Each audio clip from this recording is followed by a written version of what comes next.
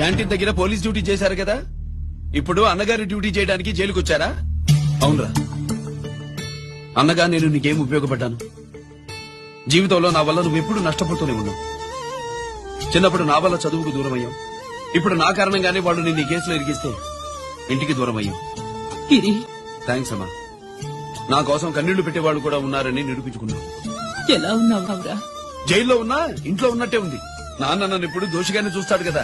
ఆయన గురించి నువ్వు అలా అనుకుంటావు కానీ నీ గురించి ఆయన ఎంత టెన్షన్ పడుతున్నారో తెలుసా?